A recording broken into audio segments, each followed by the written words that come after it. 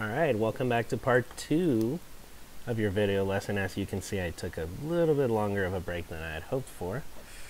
Yeah, that's what happens when you're a full-time teacher. But anyways, we're going to continue on here. We have the volume of a pyramid formula. Now, just a little background history lesson here. The ancient Egyptians, actually 4,000 years ago, on this really awesome papyrus manuscript that we found, actually had a very well detailed proof for how the volume of a pyramid is 1/3 the volume of a prism. Specifically, they used a cube of the same height and the same base. So their proof involved rearranging the pyramid in such a way that you were able to fit 3 pyramids inside of 1 cube. And so that sort of gave birth to the volume of your pyramid. So you could express it as either 1/3 base area times your height, or for those of you that want to manipulate the formula a bit, you could say base area times height all over 3. So again, remembering that it's the area of your base. So if your base is a triangle, you want to find the area of that triangle. If your base is a hexagon, you're going to find that area, right? So you want to make sure that you've got that down. And of course, the height of your pyramid is always the distance from the vertex, which is the very top point right up here, to the base. That is your height.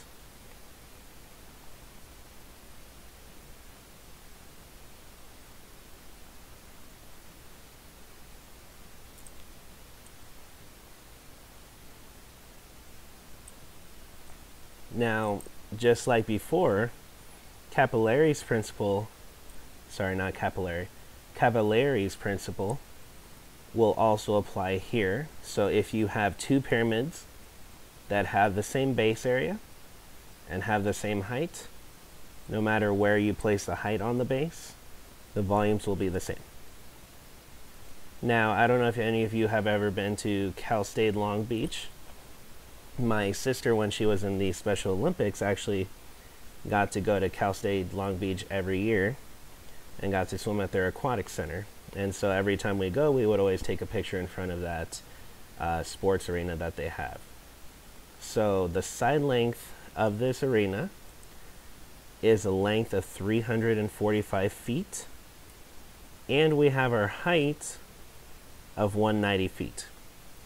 So since the base is a square, I know that I'm going to have all 4 sides be the same length. Pardon my drawing. Let me see if I could fix this up.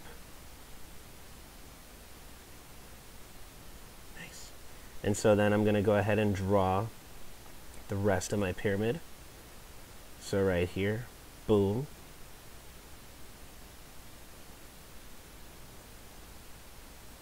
Yeah, not bad. Okay, so again, going back to the information given, we know that each side is 345.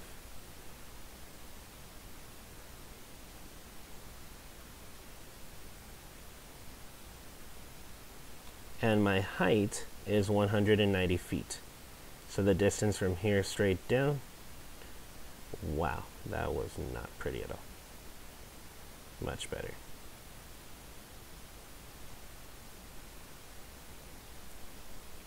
Well, the only thing we really need to calculate at this point is the base area. And since it's a square, my base area is just going to be 345 times itself. So let me pull up the trusty, rusty, dusty calculator.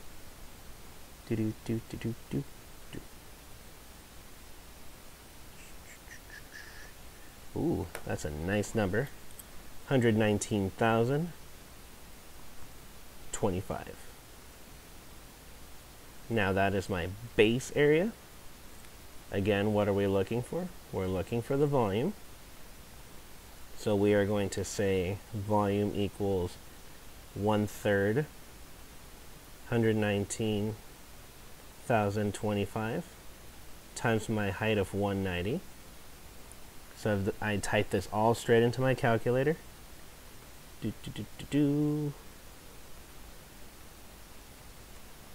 I get a nice volume of 7,538,250 feet cubed. Now that seems like a lot, and if you think about it, really it is, because this is a sports arena. This is a huge stadium, and I believe that's where they have their basketball events in there. So, you know, you're going to need a lot of space in there, and I'm sure that a lot of it is occupied. You have your bleachers, you've got your locker rooms, you've got the press box, whatever. So there's a lot of stuff to fit in there. And then, of course, you've got a lot of ceiling space. All right. Now, wait a second. What if I don't give you the height? Got to do a little bit more work, but still not anything you can't do. So let's jump right to it. So right here, base edge of 40. Now I know that it's 40 all the way around because it's a square. So it means this is also 40. I don't know why this is happening. There we go. All right. So I got my 40 and 40. However, I have this slant height of 25. So that means that this length here is going to be 25. Now what I'm really interested in is this height, which is this green highlighted line here. Well, the only thing I can really do at this point is I can split up the length of my square so that each part here now becomes 20. Wow, I can write. So now we can actually use our Pythagorean theorem, since it is a right triangle. So we are going to say 20 squared plus h squared equals 25 squared. That's going to give us our height. So 400 plus h squared equals 625. If I subtract 400 from both sides, h squared is going to become 225. Now when you take that square root, you do get h equals 15. Now this is also a Pythagorean triple. It's not one of our more common ones, but again, you will probably see it a couple more times. So now that I have my height, we can go find our volume. Let's calculate the base area first. So again, since it is a square base, we're just going to do 40 times 40. So I was going to use 1600. So we are going to say volume equals 1/3 1600 times 15. Don't even bother trying to do this piece by piece. You have all the info you need, just type it straight in your calculator. So let's see here. We get a nice 8K. In other words, 8,000. I go back, look at my units. We have feet, so our units are going to be feet cubed. Now that I think about it, did I give the right units? Yes, I did. Cool. Like I said, I'm really tired. You can see it's 11:32. Ready to fall asleep. But I'm almost done. I'm almost done. I want to find the volume of this pentagonal pyramid. Base edges of 8 and a height of 16. I've given you the height, but I've given you this pentagonal pyramid for a reason. I'm going to give you a little bit of a challenge. So what we're going to do is we're going to draw our triangle like we always do. Because for the area of my base, I do need 1/2 apothem times perimeter. So we are going to need to do a little bit of work there, but that's fine. My perimeter, since there are 5 sides, is going to be 5 times 8. So that's going to give us a nice solid 40. However, finding our apothem, we are going to need to do some trig. And then you'll see why in a bit. For this triangle here, we need to find the upper angle there. So that's going to be our 360 divided by 5, which will give us a nice 72 degrees. 72 divided by 2 gives us 36 degrees. So that's why we're going to be using trig. No special red triangle here, unfortunately.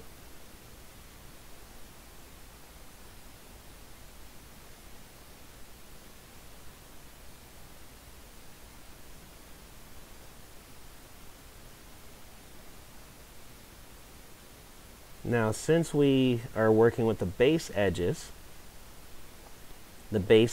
are a length of 8, which means the bottom parts are both 4 apiece.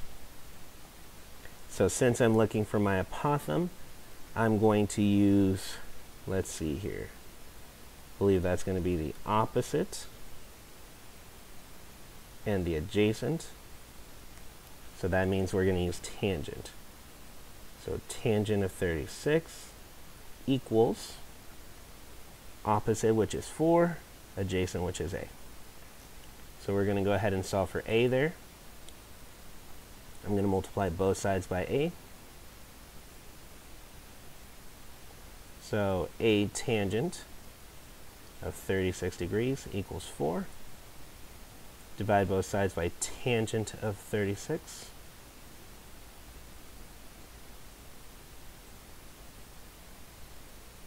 So then, that means a equals 4 over tangent of 36, which, putting that into our phone, let's see here. Got to turn mine sideways for the scientific mode. 4 divided by tan 36. So that gives me the nice 5.5055. Since I am using trig here, I'm not going to be able to have an exact answer here, and that's okay. In the problem, I don't tell you where to round, so let's go ahead and round it to the whole number. So base area will equal 1/2. Gonna move that a bit more over. 1/2 of 5.5055 times our perimeter of 40. So I believe that is 110.1 something.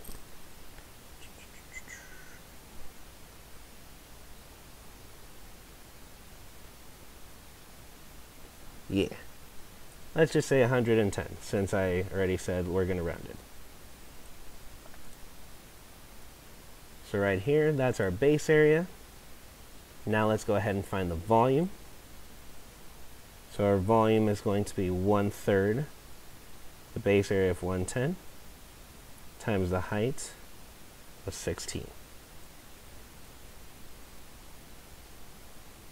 Now I'm going to try something a little differently here. I'm going to keep going with the answer that's still in my calculator, and then I'm going to check this answer and I'm going to see the difference between the two. So if I keep all my decimals, that times 16 then times 1/3. So if I did not round until the end, my volume would have come out to 587.25, let's say 256. Now I'm going to type what you have on the screen.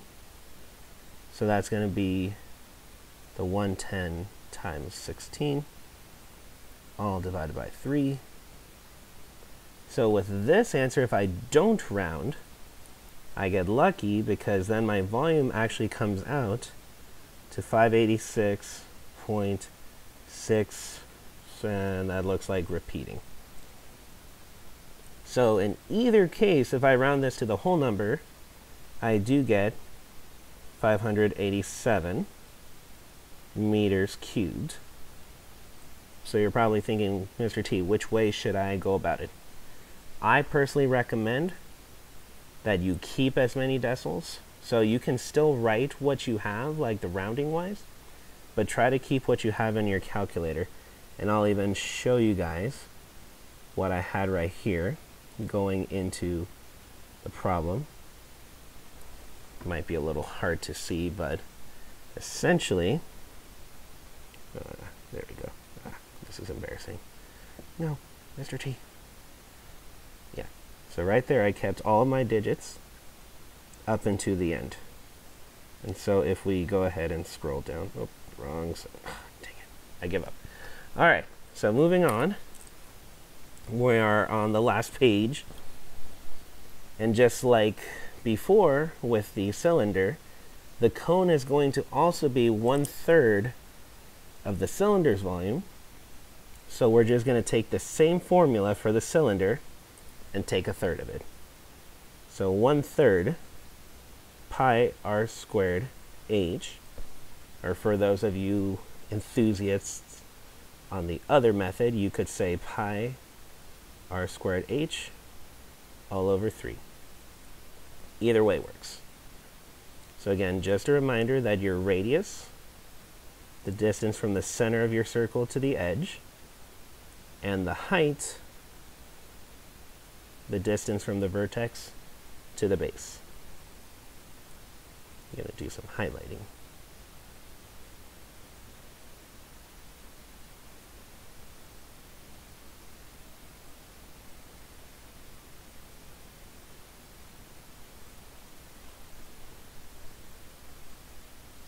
Let's go ahead, finish up this page.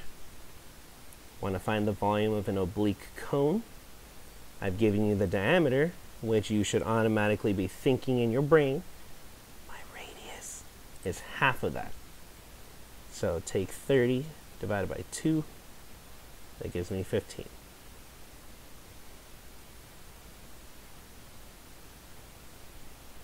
So let's go ahead and find our volume. We're going to go ahead and say volume equals. And let's go ahead and try it the second way for those of you that wanted to see it work that way.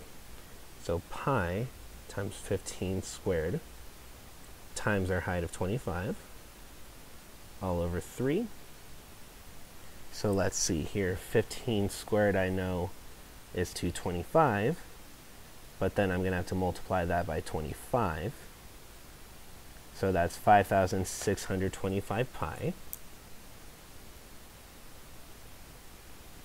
all over 3. Now here's the fun part, in my personal opinion. Realize that was loud, my bad. If the fraction reduces, you're done. If the fraction does not reduce, you literally leave it like that, like an improper fraction. Don't try to give me a decimal, don't try to do anything else. Just go ahead and try to divide it, which I'm pretty sure that is going to divide nicely. And yes, it does. We get our 1,875 feet cubed. Uh-oh, don't forget the pi. I'm hungry now. Thanks, guys. But notice in my directions, I also ask you for in terms of pi, as well as rounded. So this is our exact answer. Rounded to the nearest cubic foot, I'm just going to multiply my answer by pi. Come on, calculator. There we go. Times pi. So I got a whopping 5,890. Now before I write that decimal, there is a 90.4. And I don't care about the 8 after that because I want the nearest cubic foot. This 0 does not get bumped by the 4. So therefore, my volume in the nearest cubic foot, 5,890 feet cubed. This form is what we would call the nearest foot. or, as you've heard me say before, it is our rounded answer. This is difficult.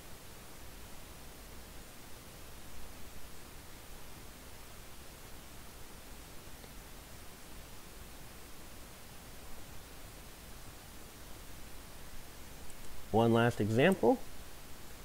We're going to go ahead and find the volume of an ice cream cone. Now we're going to make one assumption, and that assumption is that we're not accounting for the thickness of the ice cream cone. We're going to pretend that the dimensions I've given you are for what exactly fits inside. So we're going to figure out how much ice cream can I really put inside of an ice cream cone. Now, because I want to be a little, mathematical, we're not talking about the ice cream on top of the cone. We're going to assume that I've packed it into the cone. So I want to know how much fits inside of there. So again, reading my directions, we have a height of 7 centimeters, and I have a diameter. So therefore my radius is going to be a nice 2.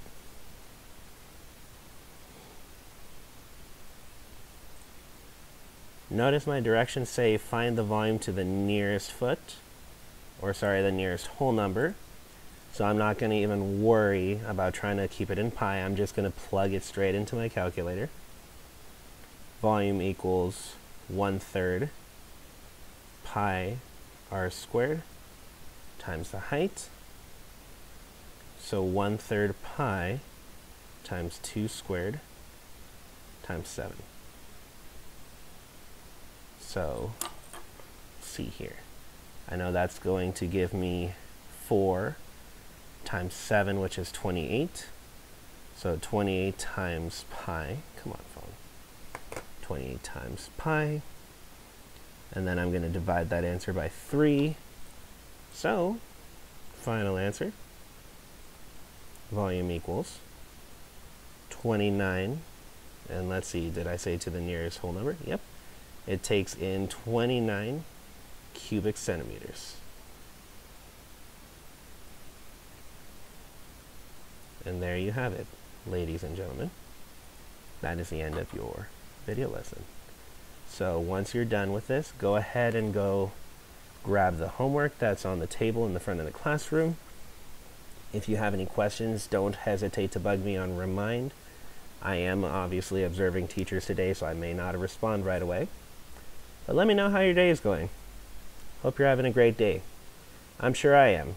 And knowing my luck, I will be having sushi for lunch, and it will be delicious. And if you don't like sushi, that's okay. You have your own opinions. You have your own taste buds. These are mine. I get to have sushi. Aw, yeah. Have a good rest of your day, and I'll talk to y'all later. Bye.